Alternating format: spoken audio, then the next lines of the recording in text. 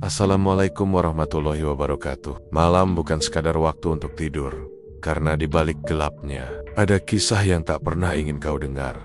Cerita tentang mereka yang kembali, tentang janji yang ditebus dengan darah. Selamat datang di channel Nanti Malam, tempat di mana suara dari dunia lain mulai terdengar. Di sebuah gang besar di pinggiran kota Pamekasan, Madura, berdirilah sebuah toko sembako yang selalu ramai meski waktu menunjukkan tengah malam. Lampu terang menyala tanpa henti, etalase penuh dengan minyak goreng, beras, telur, sabun, bahkan daging beku yang dijual murah. Nama tokonya mencolok, Sembako Madura 24 Jam.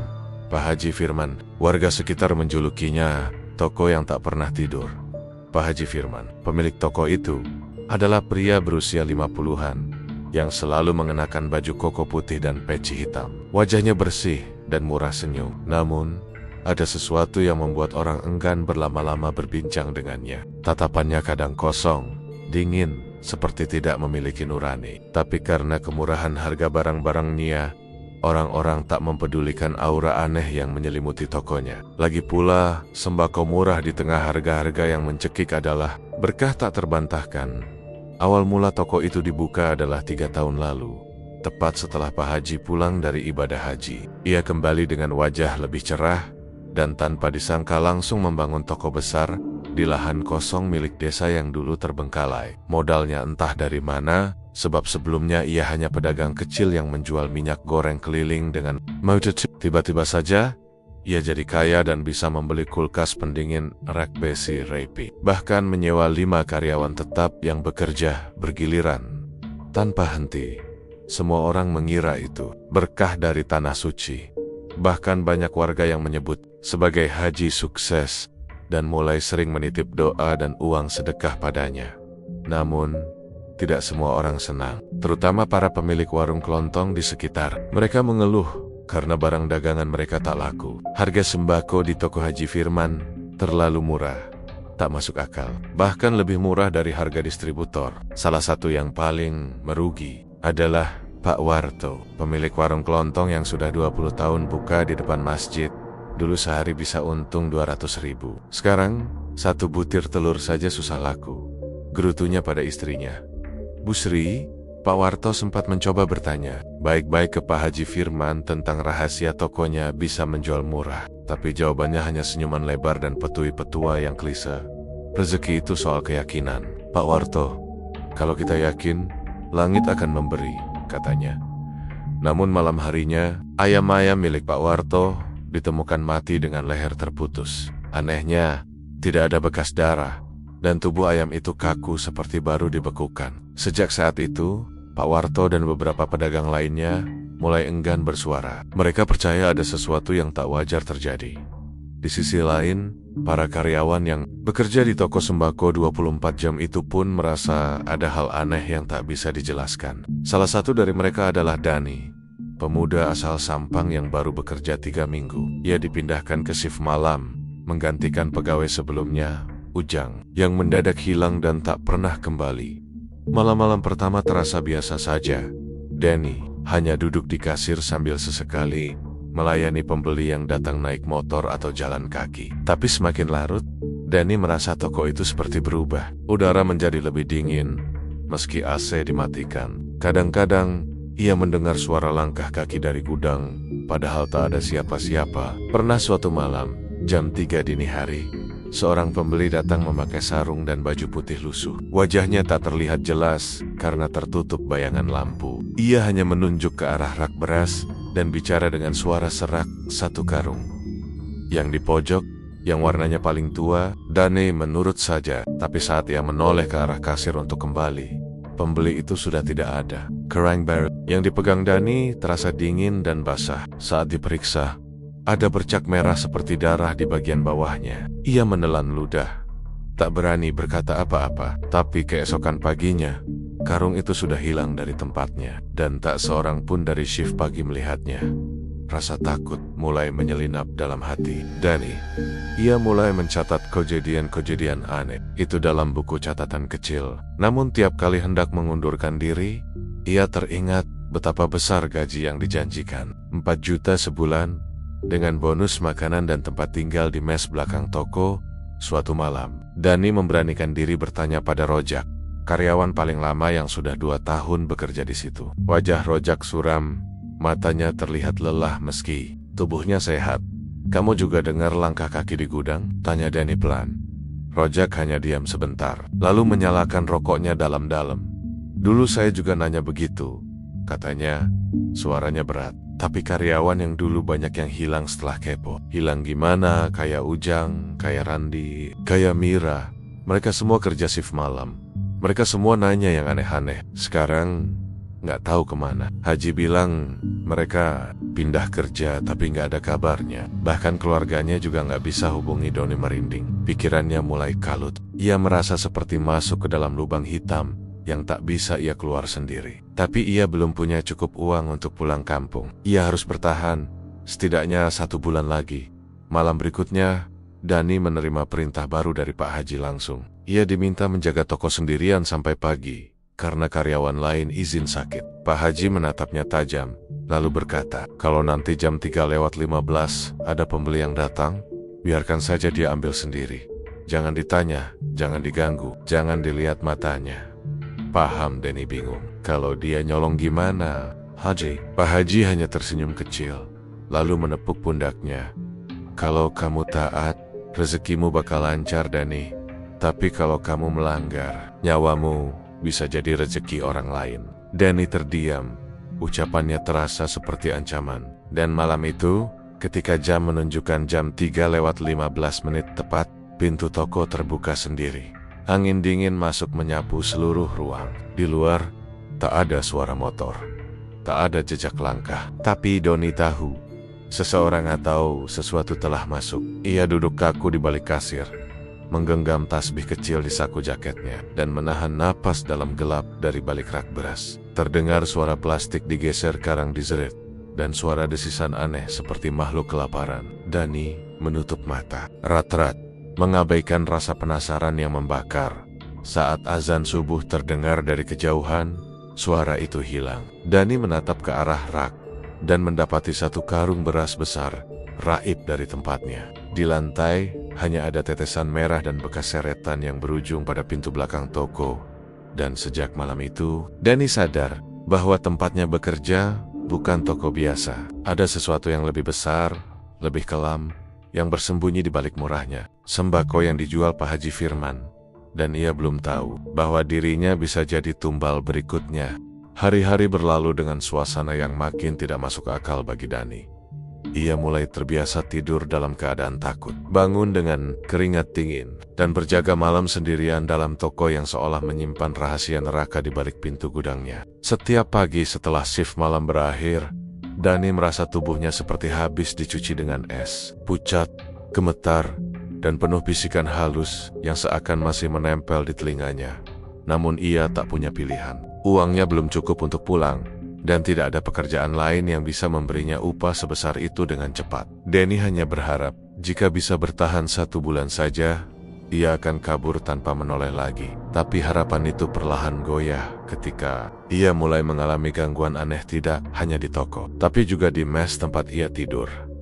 Malam itu, setelah selesai bekerja, Dani kembali ke mes di belakang toko. Bangunannya sempit, berdinding triplek dengan 1 kamar tidur, berisi 2 ranjang susun. 1 untuk Dani, 1 lagi untuk Rojak. Tapi Rojak sudah 2 hari tidak masuk kerja karena sakit.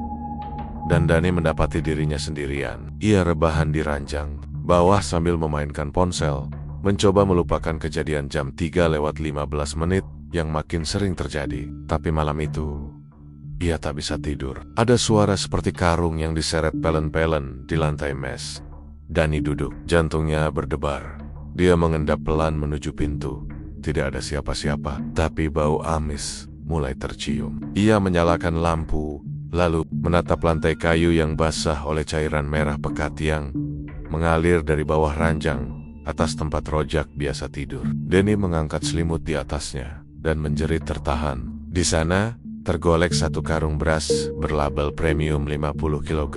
Tapi bagian bawahnya terbuka sedikit, memperlihatkan isinya bukan beras, tapi daging berwarna merah gelap dengan jari tangan manusia menyembul dari sobekan karung Doni terjangkau ke belakang. Tubuhnya bergetar, muntah di lantai. Ia ingin kabur, tapi kakinya seperti terkunci. Dalam panik, ia mendengar suara ketukan dari balik dinding mes. 3 kali, pelan. Lalu suara laki-laki tua berbisik, "Jangan sentuh tumbal itu, nak. Itu bukan hakmu." Dani berteriak, membuka pintu mes, dan lari terburit-berit ke arah toko. Saat masuk, lampu toko sudah menyala, meski belum waktunya buka. Dan di sana, berdiri Pak Haji Firman dengan pakaian rapi seperti biasa. Seolah tahu Dani akan datang. "Kamu sudah lihat ya, Dani?" ucapnya lirih. Dani tidak menjawab. Nafasnya memburu. Pak Haji mendekat, menepuk pundaknya dengan tangan dingin. "Kamu tidak perlu takut. Semua ini demi rezeki yang tidak putus. Rezeki itu harus dibayar, Dani. Tidak ada yang gratis di dunia ini."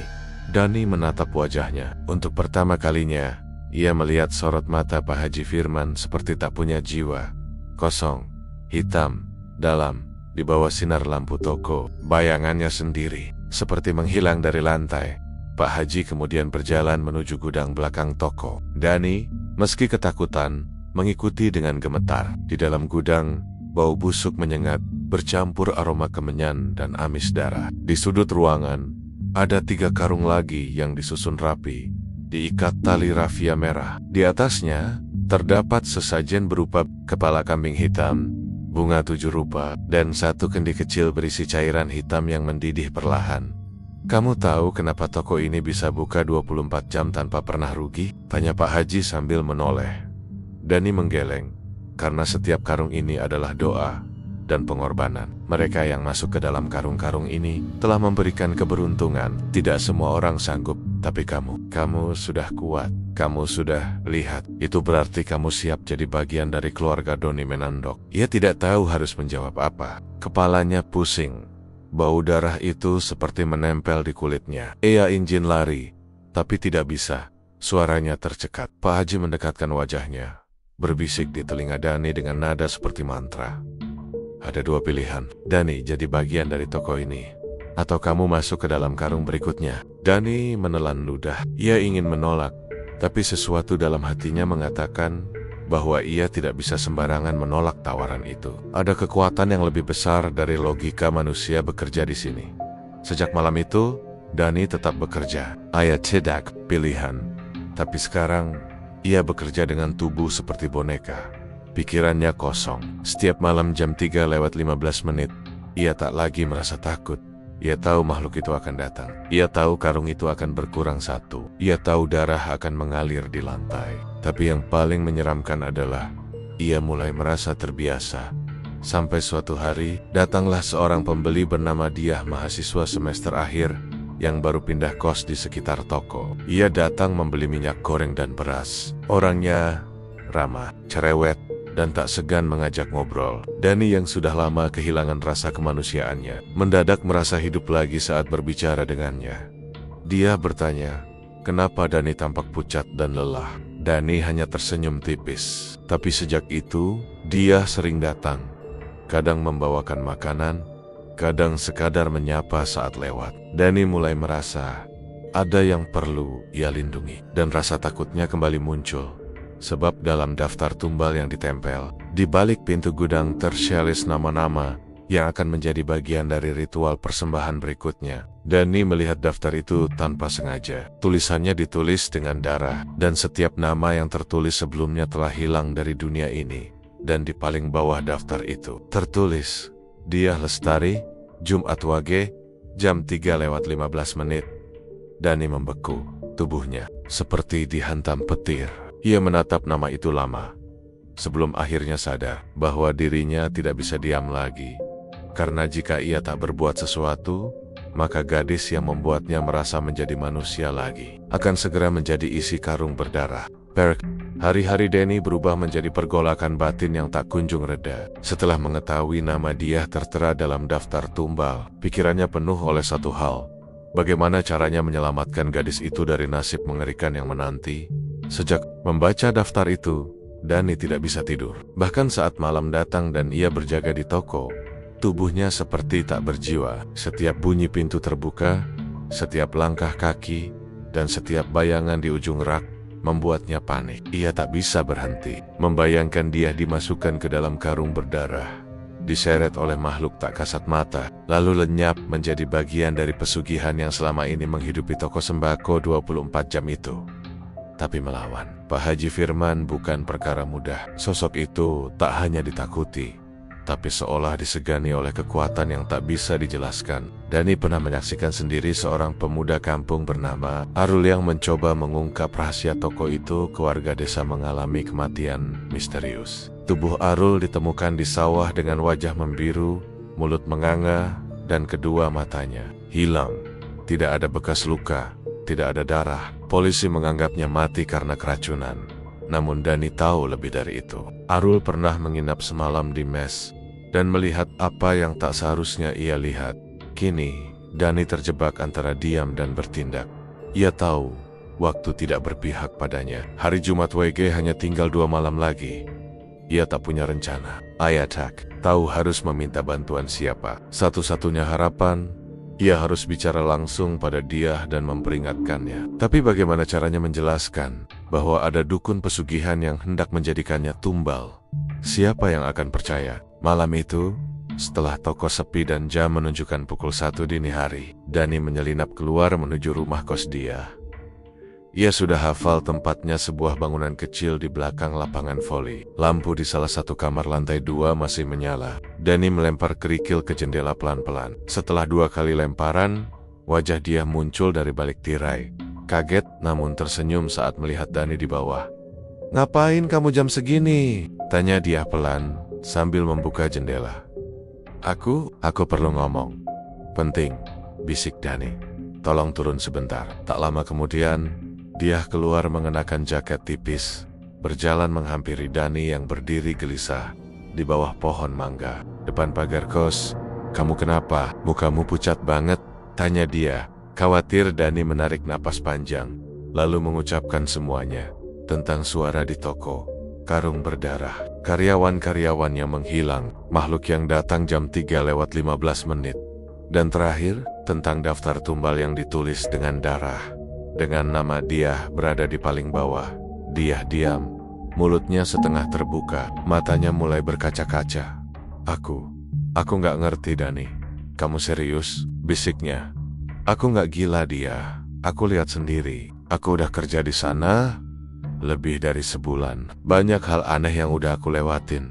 Tapi kamu nggak boleh sampai kena. Tolong dengar aku, hari Jumat Wage.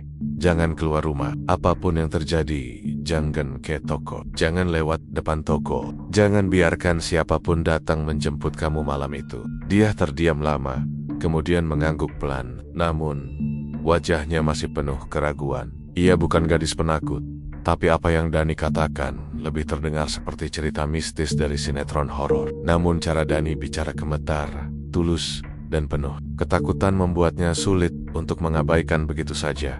"Baik, aku janji. Tapi kalau kamu benar dan semua ini nyata, kita harus cari jalan untuk keluar dari semua ini." Dani mengangguk. Malam itu, mereka berpisah dengan hati gelisah. Dani kembali ke toko, sementara dia mengunci pintu kamarnya 2 kali dan berdoa panjang. Namun dunia tidak semudah itu memberi kesempatan. Malam Jumat Wage tiba lebih cepat dari yang mereka harapkan. Sejak sore, langit Madura mendung. Awan menggantung seperti kain kafan raksasa. Petir menyambar dari kejauhan. Suasana kampung jadi lengang. Bahkan suara anak-anak bermain pun tak terdengar. Angin berhembus lebih dingin dari biasanya. Di toko sembako, Dani bekerja dengan jantung berdebar. Rojak yang tadinya cuti, malam itu datang kembali. Tapi wajahnya pucat pasi. Ia memandangi Dani seolah tahu sesuatu akan terjadi. "Kamu udah tahu siapa tumbalnya malam ini?" bisik Rojak saat mereka mengatur stok rak. Dani menoleh tajam. "Kamu juga tahu?" Rojak mengangguk pelan. "Aku udah 2 tahun di sini, Dani. Setiap Jumat WG pasti ada tumbal spesial. Dan biasanya orang yang dekat sama salah satu dari kita." Dani menelan ludah. Ia menatap jam. Pukul jam 2:47.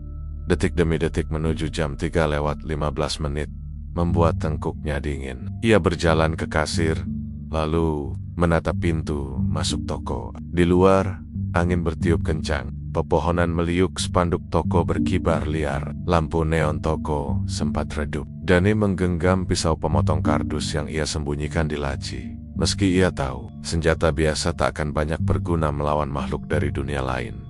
Pukul jam 3:15, pintu toko terbuka dengan sendirinya. Angin menggulung masuk, membawa aroma amis dan kemenyan. Dari pintu, masuk sosok yang wajahnya tertutup kain putih kotor. Tubuhnya dibungkus kain batik usang. Kakinya tidak menyentuh lantai. Ia melayang pelan ke arah rak sembako. Dani hanya bisa menunduk. Matanya basah. Ia tahu itu makhluk pesugihan. Tapi malam itu berbeda.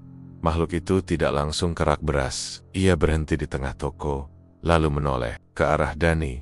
Meski wajahnya tak terlihat, Dani bisa merasakan tatapan menusuk dari balik kain putih itu. Lalu makhluk itu mengangkat tangan dari bawah kain, muncul jari-jari panjang berwarna hitam, kehijauan, dan menunjuk ke arah pintu belakang toko. Dani paham, ia berlari keluar, meninggalkan toko, menerobos hujan yang mulai turun. Di ujung jalan, ia melihat sosok perempuan berjalan seperti orang linglung dia.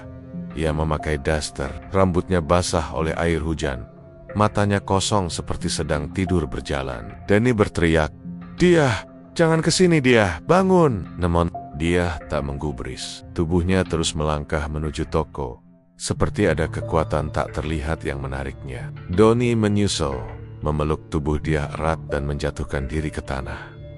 Dia menggeliat, berontak, berteriak, "Lepasin aku! Aku harus ke toko, aku harus masuk." "Dia, bangun! Ini bukan kamu, ini bukan kamu!" Dani memukul pipinya. "Bangun! Tolong bangun!" Dan saat itulah, petir menyambar pohon di dekat mereka. Cahaya terang menghantam tanah, membuat dia terdiam dan menangis kencang. Kesadarannya perlahan kembali. Dani memeluknya erat. Tubuh mereka basah kuyup, jantung berdetak tak karuan. Tiba-tiba suara Pak Haji Firman terdengar dari balik kegelapan. "Kalian berdua sudah melewati batas." Dani menoleh. Di ujung jalan toko, Pak Haji berdiri. Tapi wajahnya bukan wajah manusia lagi. Kulitnya berubah gelap, matanya merah membara, dan tubuhnya membesar perlahan, seperti membungkus kekuatan lain yang selama ini ia sembunyikan. "Rezeki harus dibayar. Kalian mau mengacaukan semuanya?" Suaranya bergema, seperti dari dalam gua. Dani berdiri, menghalangi dia. "Kalau memang harus dibayar, aku saja, jangan dia." Pak Haji tersenyum. "Kamu pikir kamu cukup?" Namun sebelum Pak Haji melangkah maju, suara azan subuh berkumandang dari kejauhan. Suara itu seperti gelombang yang menghantam udara. Pak Haji mendadak menjerit, tubuhnya berkedut, dan makhluk di dalam toko menghilang dalam sekejap. Api kecil menyala di ujung spanduk toko, membakar perlahan, hingga merembet ke bagian depan. Toko sembako itu mulai terbakar. Dani menarik tangan dia dan berlari. Malam itu, untuk pertama kalinya dalam 3 tahun, toko sembako Madura 24 jam milik Pak Haji Firman tutup dan tak pernah buka kembali. Tapi Doni tahu ini belum selesai, karena kekuatan pesugihan tidak musnah hanya dengan api. Ia hanya tertidur, menunggu saatnya kembali menagih. Pagi itu, warga kampung geger. Asap hitam membumbung dari bangunan toko sembako milik Pak Haji Firman. Api telah melalap hampir seluruh bagian depan toko. Warna merah menyala dari sisa-sisa kayu yang terbakar masih tampak saat warga berdatangan, mencoba memadamkan api dengan ember dan selang seadanya. Namun anehnya, saat mereka mendekat, hawa panasnya terasa tak wajar, terlalu menyengat, seolah api itu bukan berasal dari dunia manusia.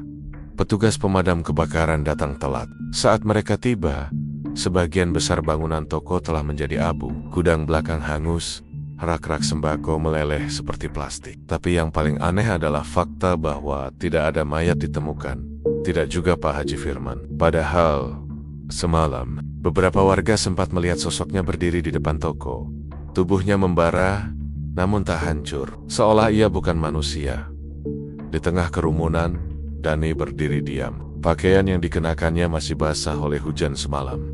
Matanya merah karena begadang dan trauma yang belum reda. Di sampingnya, dia memegangi lengan Dani erat. Gadis itu belum sepenuhnya pulih dari kejadian semalam.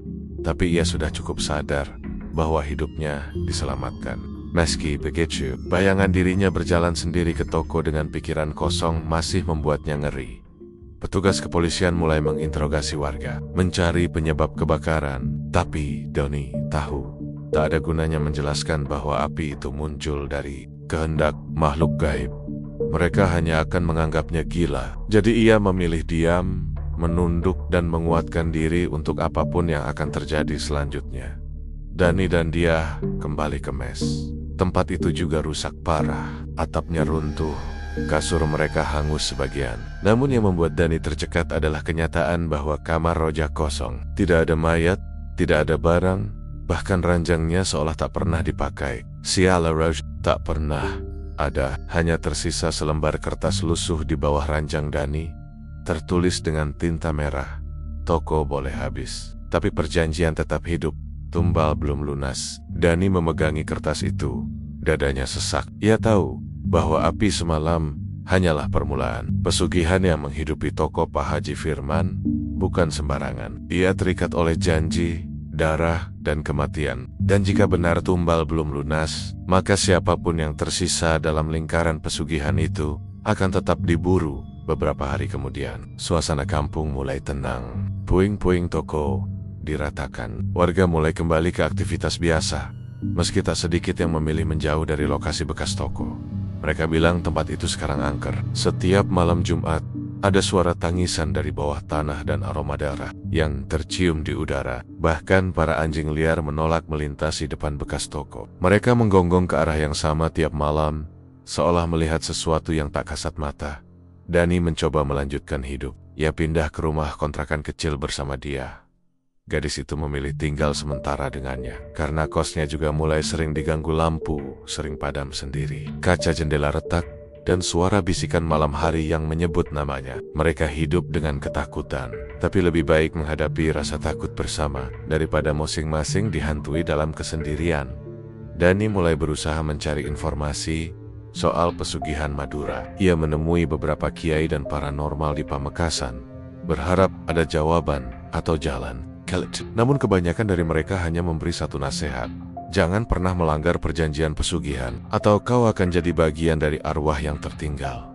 Namun seorang kiai tua bernama Kiai Malik, yang tinggal di pegunungan utara, memberikan penjelasan lebih dalam. Ia memandangi Danny dengan sorot mata penuh empati, lalu berkata dengan pelan, pesugihan yang dilakukan oleh Pak Haji Firman bukan dari jin biasa. Ia menjalin perjanjian dengan makhluk bernama Raranggeni, sosok dari dimensi api dan darah. Ayah tak hanya menagih nyawa, tapi juga menanam benih di hati siapapun yang tersentuh energi pesugihan itu. Maka jika kau bekerja di toko itu, tinggal di tempat itu, atau menyaksikan ritualnya, benih itu sudah ada dalam dirimu. Donnie Therium, wajahnya pucat. Ia merasa seperti telah dicap oleh kutukan yang tak bisa dihapus. Benih itu akan tumbuh, Danny, lanjut Kiai Malik. Jika kamu tak bersihkan jiwamu, ia akan terus menuntut. Kadang dalam bentuk mimpi, kadang lewat bisikan, kadang lewat orang-orang di sekitarmu yang mulai berubah. Sejak malam itu,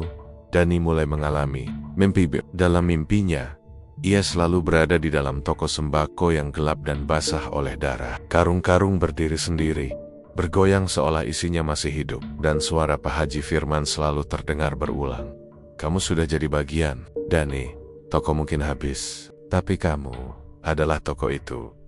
Dia juga mulai berubah. Matanya sering kosong.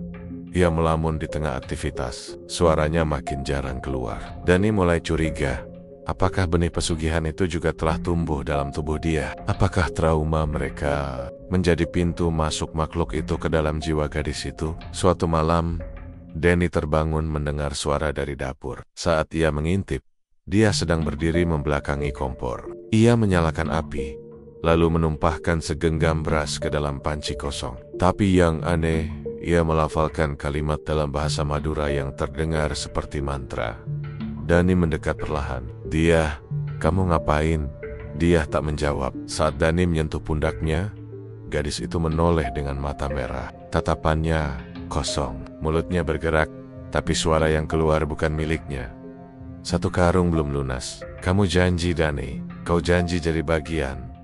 Dani mendorong tubuh Diah menjauh. Ia mengambil air mineral dari meja dan menyiramkan ke wajah gadis. Itu, Diah menjerit pelan, lalu jatuh pingsan. Paginya, Diah tak ingat apa-apa, tapi tubuhnya lemas. Di lengannya, muncul bekas luka seperti terbakar api kecil. Dani tahu, waktu mereka tidak banyak. Ia harus memutus rantai kutukan ini sebelum semuanya terlambat hari itu juga. Dani kembali ke bekas toko sembako yang kini hanya puing-puing hangus. Ia menggali di bagian bekas gudang belakang. Warga sempat melarang, tapi Dani bersikeras. Tengen, sekop dan tangannya sendiri. Ia menggali tanah hitam pekat yang masih mengeluarkan bau menyengat, hingga ia menemukan sesuatu. Sebuah kotak kayu tua, penuh ukiran Madura kuno, terkunci dengan kawat besi dan paku keris di keempat sisinya. Saat dibuka, di dalamnya ada sebuah kepala kambing hitam yang sudah kering, potongan jari manusia, dan kertas perjanjian pesugihan berisi nama, Hari, Firman bin Mursalin. Namun di bawahnya tertulis dua nama baru, Dani bin Rafiq dan Diah binti Sumarni. Dani menjerit. Ia menggenggam kertas itu, lalu membakarnya. Tapi api tak mempan. Kertas itu hanya menghitam, lalu kembali seperti semula. Ia melempar kotak itu ke dalam lubang dan menimbunnya lagi. Tapi hatinya tahu, itu bukan jalan keluar. Karena perjanjian telah tertulis dan darah telah mengalir. Toko itu boleh musnah, tapi pesugihan itu hidup dalam diri mereka. Dan Dani kini hanya punya satu pilihan, mencari siapa yang pertama kali mengenalkan Pak Haji Firman pada pesugihan ini, dan memutus perjanjiannya dari sumbernya, sebelum nama-nama itu jadi ukiran abadi di alam.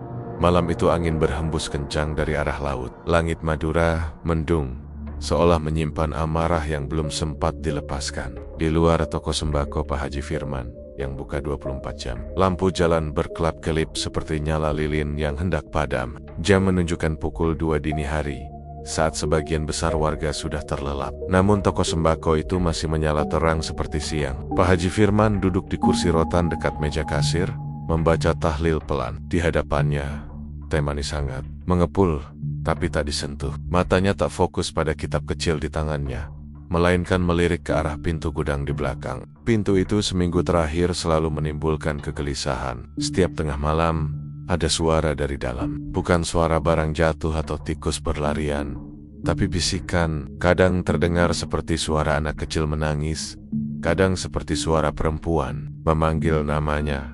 Semula ia mengira itu halusinasi, tapi ketika Sulaiman, penjaga malam yang sudah 2 tahun membantunya, lari ketakutan dan tak pernah kembali, Pak Haji tahu bahwa ada yang salah. Suatu malam, Sulaiman berlari keluar toko sambil menjerit, "Pak Haji, ada yang jalan di rak beras." Dia duduk di atas karung dan tertawa-tawa. Setelah malam itu, toko dijaga sendiri oleh Pak Haji.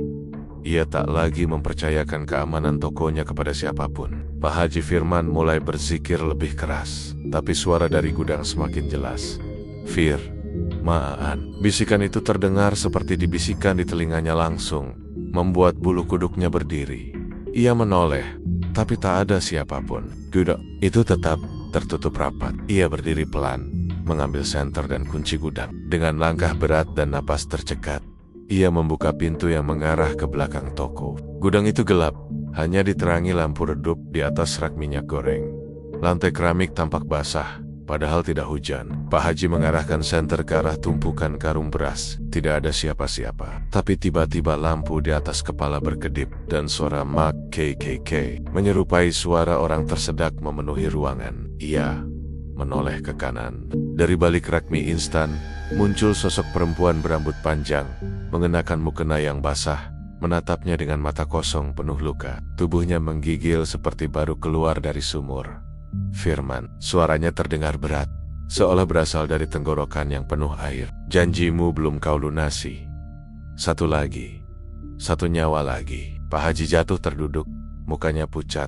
Sosok itu bukan asing. Ia mengenal wajah itu. Itu perempuan yang dulunya dikenal sebagai Bu Ririn, pedagang sayur keliling yang pernah meminta bantuannya ketika warungnya bangkrut. Ia tahu Bu Ririn adalah salah satu tumbal pesugihan yang dikorbankan oleh Pak Haji bertahun-tahun lalu. Tapi ia melanggar aturan. Ia tak benar-benar menyelesaikan ritualnya. Hanya setengah hati mengirimkan arwah Bu Ririn Sejak saat itu, arwahnya gentayangan menuntut jatah yang belum dipenuhi. Pak Haji mengucap istighfar berkali-kali, namun suara itu kini memenuhi ruang gudang seperti gema dari neraka. Semua karung beras mendadak bergoyang, beberapa bahkan pecah, menumpahkan isinya ke lantai. Dari balik tumpukan sembako mengkul tenggen-tenggen lain, tangan kecil, tangan tua, tangan penuh luka, semua seolah ingin menjamah tubuhnya. Ia berteriak, namun tak ada suara yang keluar dari mulutnya. Dunia di sekelilingnya berubah menjadi kabut kelam yang pekat.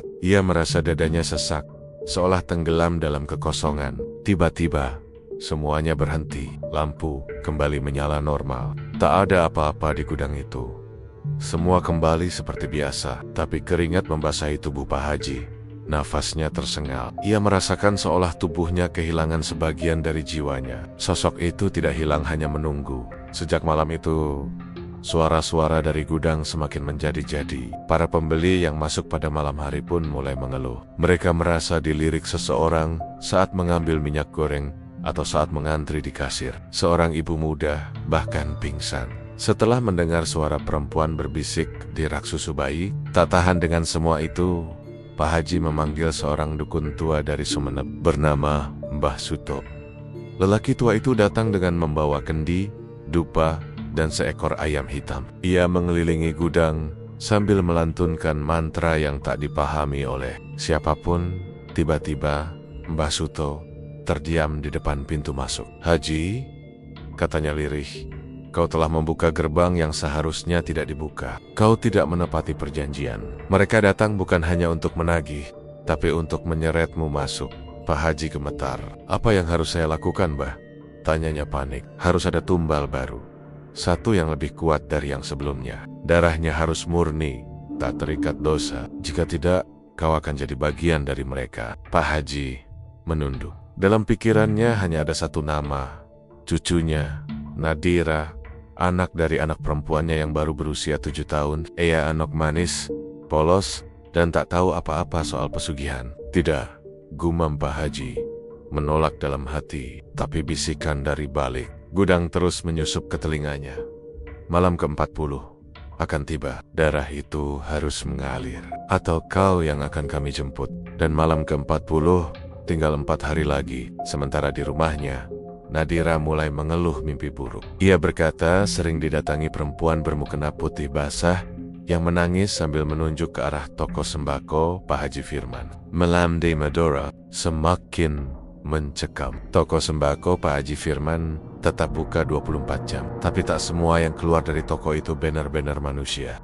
Hari-hari di sekitar toko sembako Madura 24 jam makin dipenuhi desas-desus. Beberapa warga sekitar mulai merasa tidak nyaman. Mereka yang dulu sering berbelanja di toko milik Pak Haji Firman, kini mulai memilih tempat lain. Bukan karena harganya, melainkan karena firasat yang muncul entah dari mana. Apalagi setelah kabar bahwa seorang kuli angkut bernama Ranto, yang biasa membantu di toko, mendadak hilang tanpa jejak. Terakhir terlihat saat malam hari sedang mengangkut karung beras di gudang belakang. Setelah itu, tak pernah kembali.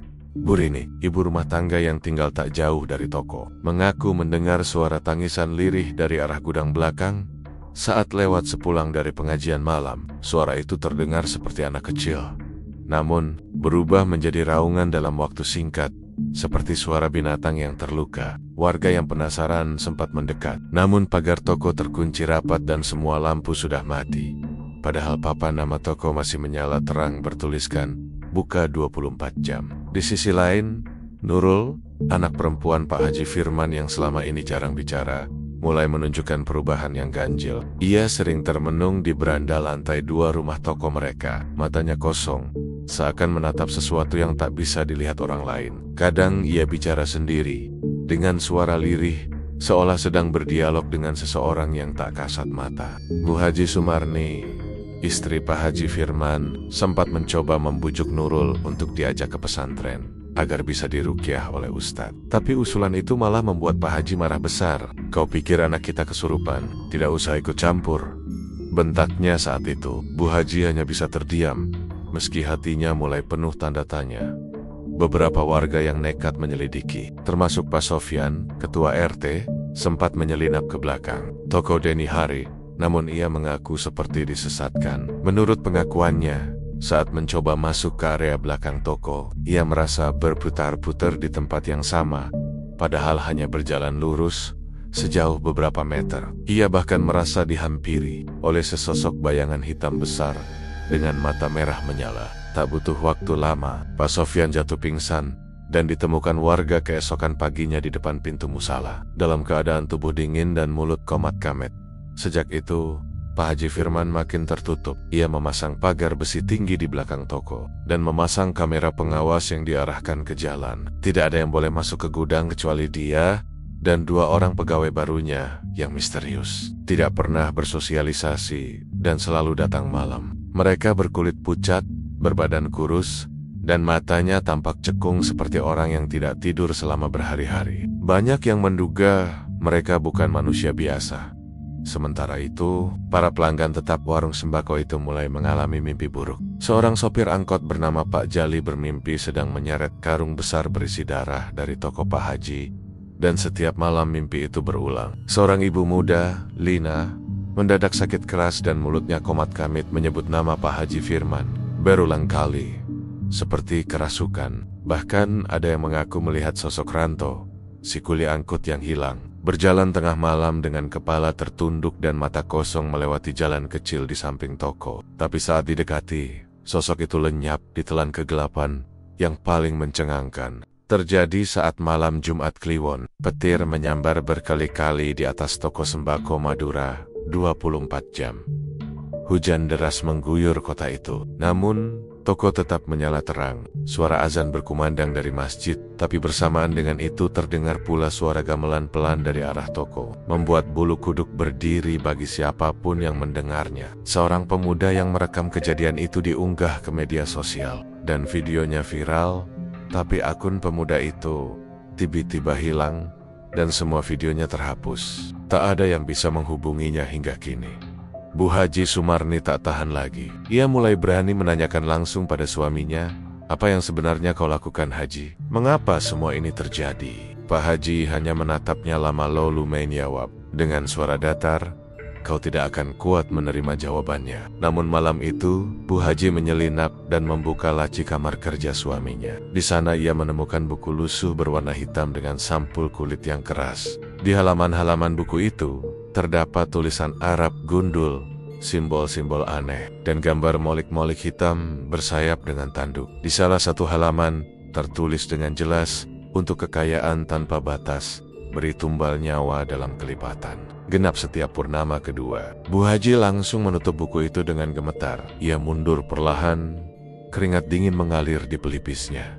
Nafasnya tercekat, dadanya sesak. Ia sadar bahwa apa yang selama ini membuat mereka kaya bukanlah berkah dari kerja keras, tapi hasil dari perjanjian kelam. Perjanjian yang menuntut darah, tumbal, dan semua yang telah menghilang adalah bagian dari perjanjian itu. Malam itu, Bu Haji menangis dalam diam. Ia tahu ia tak bisa melawan suaminya secara terang-terangan, tapi ia bersumpah dalam hati akan menyelamatkan Nurul, meski itu harus mengorbankan dirinya sendiri. Sementara itu, di luar toko, angin malam kembali berhembus pelan, dan dari balik pagar besi belakang, terdengar suara erangan pelan, seperti seseorang yang meminta tolong. Namun tak ada yang datang, tak ada yang berani, karena semua sudah tahu siapa yang masuk belum tentu bisa keluar. Langit Madura malam itu diguyur gerimis halus. Udara lembab menusuk tulang, dan angin laut membawa aroma garam yang bercampur dengan bau amis dari pasar malam di dekat pertokoan. Warung sembako Madura 24 jam milik Pak Haji Firman masih menyala. Terang, lampu-lampu LED yang dipasang di sekitar pelang nama toko berkelap-kelip seperti menantang malam. Sembako Madura 24 jam tetap ramai. Bahkan saat toko lain mulai gulung tikar satu demi satu. Banyak yang heran, namun tak ada yang benar-benar berani bertanya. Semua tahu, ada yang tak wajar dengan keberhasilan Pak Haji Firman di dalam toko. Pak Haji duduk di bangku rotan dekat etalase rokok. Ia tak seperti biasanya, wajahnya murung dan seringkali menatap kosong keluar pintu toko. Di tangannya, sebuah tasbih kayu cendana terus bergerak, namun bibirnya tak berzikir. Malam itu, berbeda. Sudah 5 hari terakhir, ia terus dihantui oleh suara tangisan anak kecil yang tak pernah terlihat wujudnya. Suara itu muncul ketika toko sedang sepi, terutama menjelang tengah malam.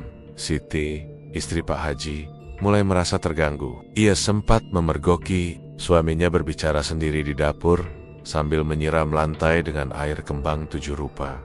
"Mas, kamu ini kenapa? Sudah kayak orang kesurupan," hardiknya suatu malam. Tapi Pak Haji hanya tersenyum getir dan menjawab, "Ada yang belum tenang. Siti, dulu aku pernah janji, tapi aku langgar. Sekarang mereka menagih." Siti tak paham maksud suaminya. Ia hanya tahu, sejak toko itu makin sukses, suaminya makin aneh. Ia jarang tidur, sering menghilang tengah malam, dan lebih sering merenung. Ia bahkan tak lagi ke masjid untuk berjamaah seperti dulu. Yang lebih menyeramkan, beberapa pembeli mengeluh mengalami hal-hal aneh setelah belanja di toko itu. Salah satunya adalah Bumina, tetangga sebelah, yang mengaku melihat anak kecil berdiri di pojok rak minyak goreng, padahal tidak ada siapa-siapa saat itu.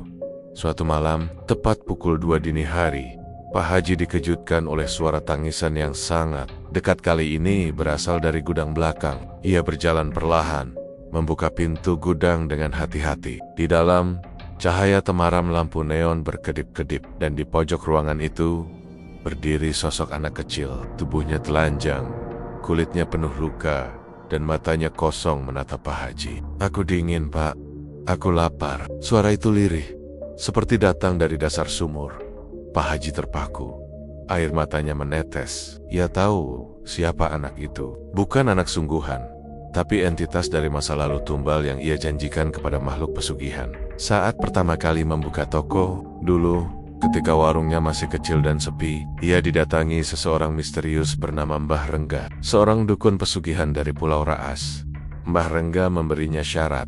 Setiap 7 tahun, ia harus menyerahkan tumbal jiwa polos, bisa anak kecil atau orang tak bersalah. Tumbal pertama adalah seorang anak jalanan yang ia culik, dan ia biarkan mati kelaparan di dalam rumah kosong yang kini menjadi gudang belakang. Dan ia tak pernah menyerahkan tumbal kedua. Kini, waktu telah lewat jauh dari 7 tahun. Sang Tumbo datang untuk menagih. Sosok anak itu bukan lagi roh, tapi telah berubah menjadi utusan alam gaib, mengabarkan bahwa waktu Pak Haji sudah sempit. "Kalau tak kau serahkan satu lagi, kau sendiri yang akan digerogoti," ucapnya dingin sambil tersenyum. Wajahnya perlahan membusuk di depan Pak Haji. Ketika Siti menemukan Pak Haji keesokan paginya, suaminya terduduk lemas di depan pintu gudang. Matanya merah, wajahnya pucat, dan tangannya gemetar. Ia hanya berucap satu kalimat berulang-ulang, "Anak itu datang. Anak itu datang." Keesokan harinya, toko tetap buka seperti biasa, namun suasananya berbeda. Beberapa pembeli merasa tidak nyaman, seperti diawasi.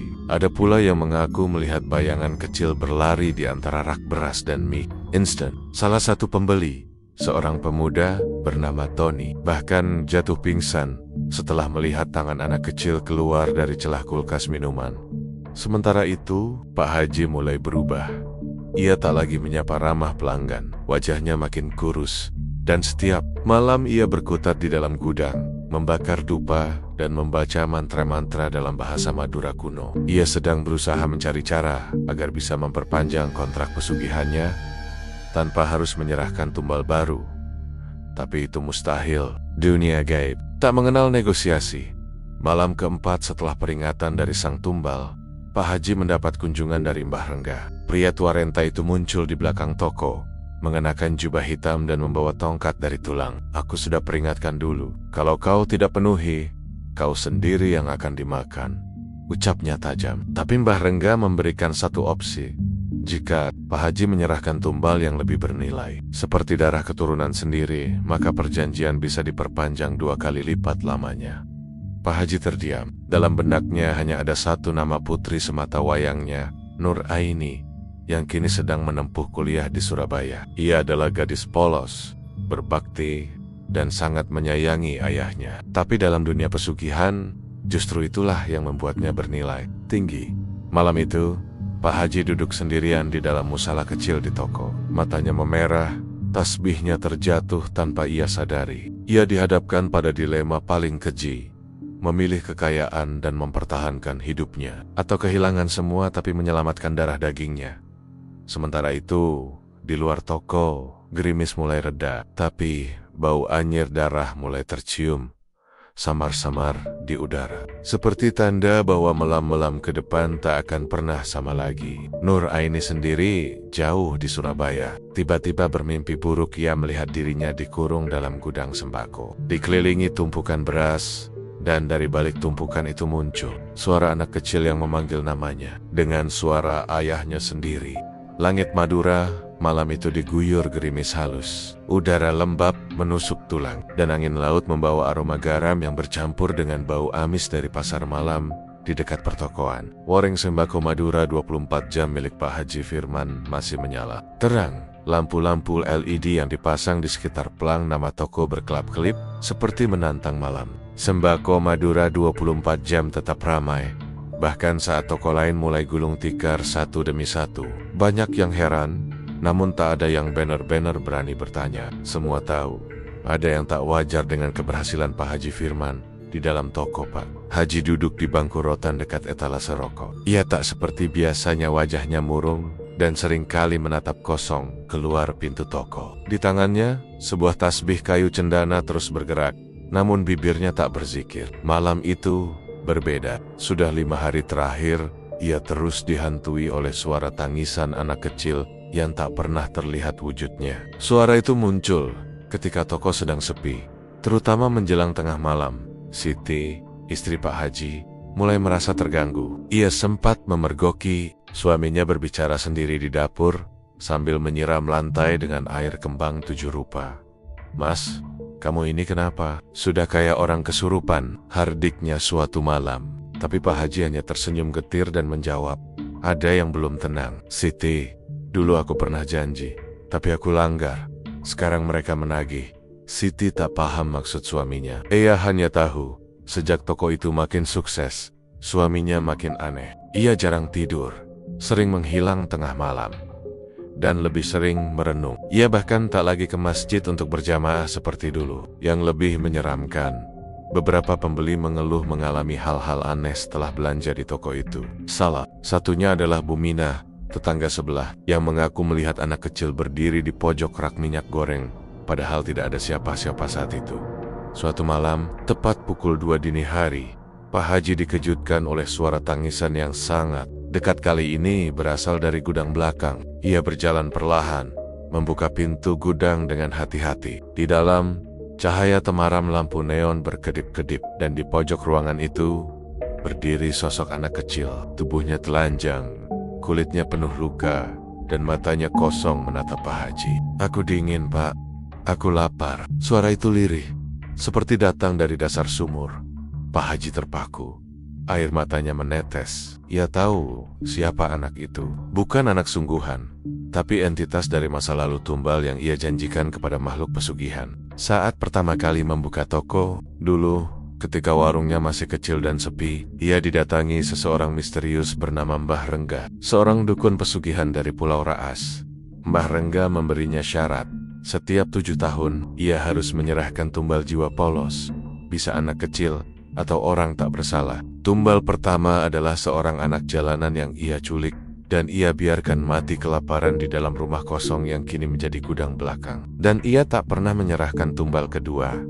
Kini, waktu telah lewat jauh dari 7 tahun. Sang Tumbo datang untuk menagih. Sosok anak itu bukan lagi roh, tapi telah berubah menjadi utusan alam gaib, mengabarkan bahwa waktu Pak Haji sudah sempit.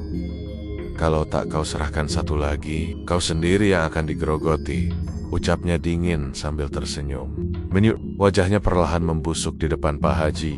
Ketika Siti menemukan Pak Haji keesokan paginya, suaminya terduduk lemas di depan pintu gudang. Matanya merah, wajahnya pucat, dan tangannya gemetar. Ia hanya berucap satu kalimat berulang-ulang, "Anak itu datang, anak itu datang." Keesokan harinya, toko tetap buka seperti biasa, namun suasananya berbeda. Beberapa pembeli merasa tidak nyaman, seperti diawasi. Ada pula yang mengaku melihat bayangan kecil berlari di antara rak beras dan mie instan. Salah satu pembeli, seorang pemuda bernama Tony, bahkan jatuh pingsan setelah melihat tangan anak kecil keluar dari celah kulkas minuman. Sementara itu, Pak Haji mulai berubah.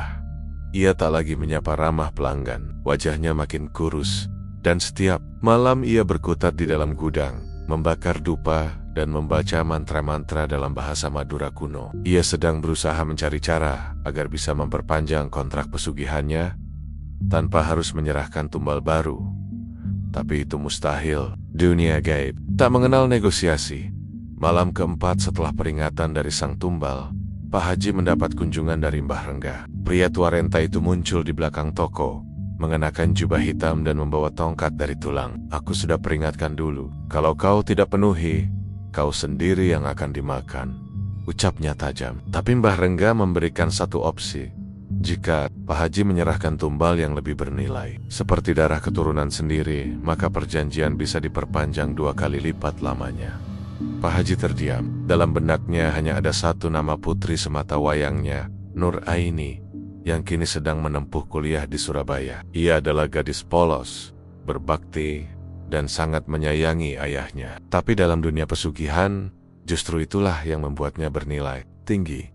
Malam itu, Pak Haji duduk sendirian di dalam musala kecil di toko. Matanya memerah, tasbihnya terjatuh tanpa ia sadari. Ia dihadapkan pada dilema paling keji. Memilih kekayaan dan mempertahankan hidupnya, atau kehilangan semua tapi menyelamatkan darah dagingnya.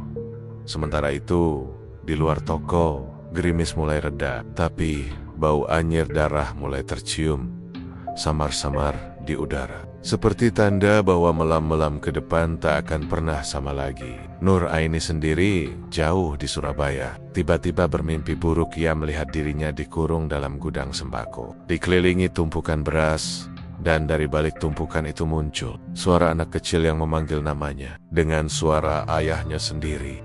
Langit malam Madura begitu gelap tanpa bintang, hanya diterangi lampu-lampu jalanan yang berkedip lemah di depan toko sembako 24 jam milik Pak Haji Firman. Warung itu kini terlihat lebih sunyi dari biasanya. Tak ada hirik pikak pembeli, tak ada lagi suara ceria para pegawai yang dulu bekerja dengan semangat. Yang tersisa hanyalah udara yang dingin dan suasana mencekam. Seolah ada sesuatu yang mengintai dari balik gelapnya malam.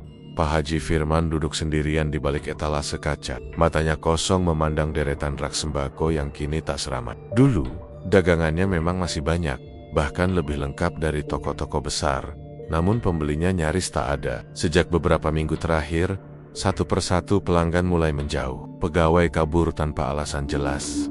Bahkan warga sekitar lebih memilih belanja jauh ke kota daripada datang ke tokonya. Bisnisnya memang masih berdiri, tapi seolah dikerangkai oleh kutukan tak kasat mata. "Semua ini salah siapa?" gumamnya lirih.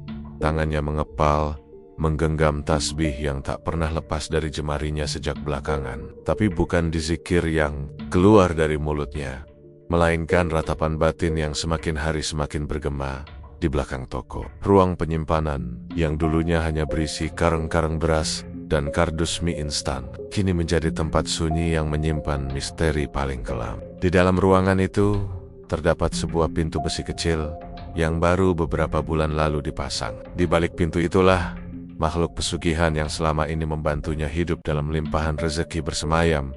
Makhluk itu bukan tuyul, bukan pula genderuwo, melainkan sesosok jin tua berambut putih kusut, bertubuh kering dan kurus, seperti jerami yang terbakar. Ia disebut Kiai Samin, makhluk yang mengaku sebagai penjaga rezeki bagi siapapun yang sanggup memberikan tumbal secara rutin. Dan Pak Haji Firman telah menepati janjinya selama bertahan-tahan.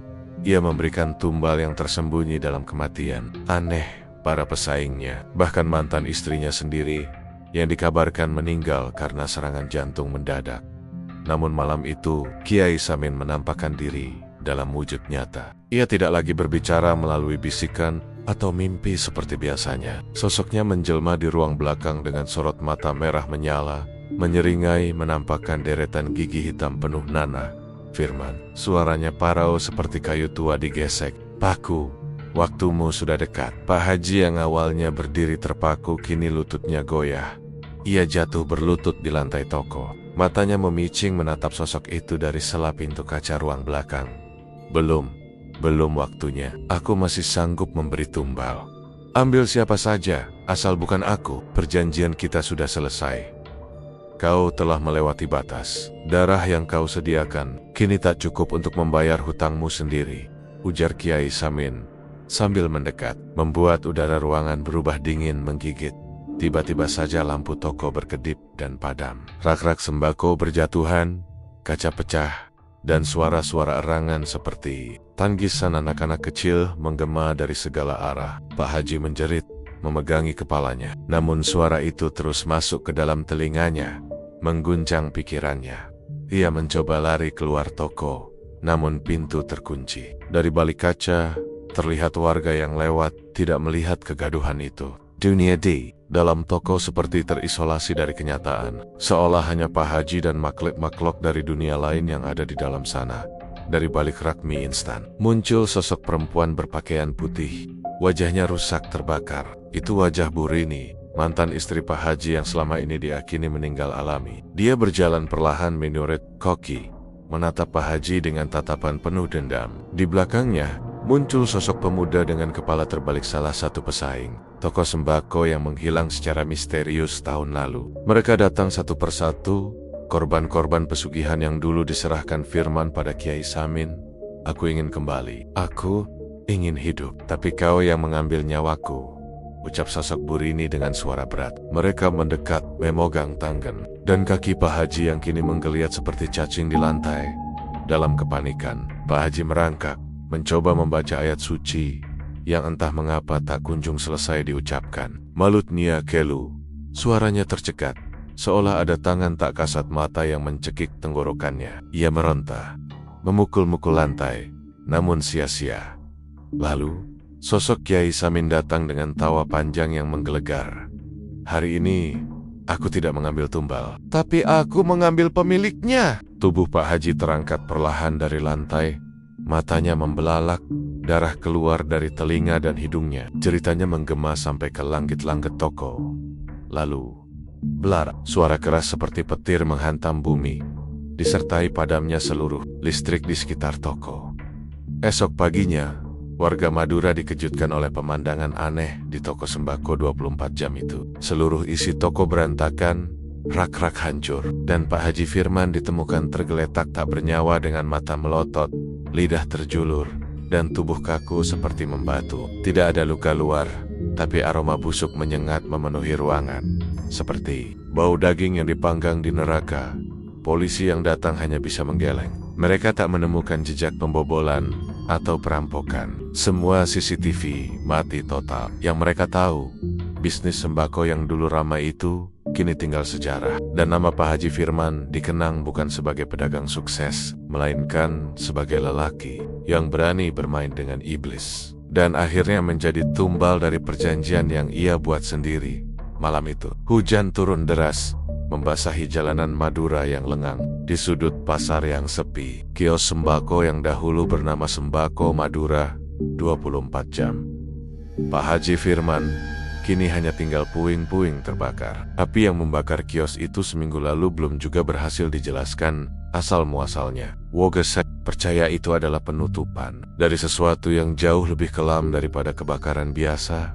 Tak ada yang berani menyebut nama Pak Haji Firman dengan suara lantang. Sejak penggerebekan polisi yang menemukan potongan tubuh manusia di bawah lantai kios dan berbagai penampakan aneh di sekitar bangunan, masyarakat hanya menyebutnya dengan sebutan warung setan.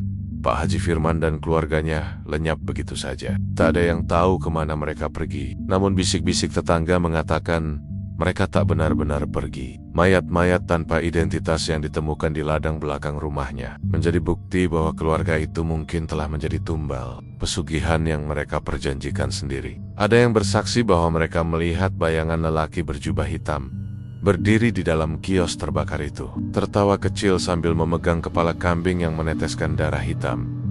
Buramlah, salah satu warga tua yang dulunya sering belanja ke warung Pak Haji Firman, akhirnya angkat bicara. Dengan mata berkasyekokah dan suara parau, ia berkata, "Aku tahu dari dulu, ada yang gak beres. Warung sembako mana bisa buka 24 jam. Tiap hari, tanpa pernah tutup, dan selalu ada barang murah terus. Apalagi tiap malam Jumat Kliwon, aku sering dengar suara tangisan anak kecil dari dalam gudang mereka.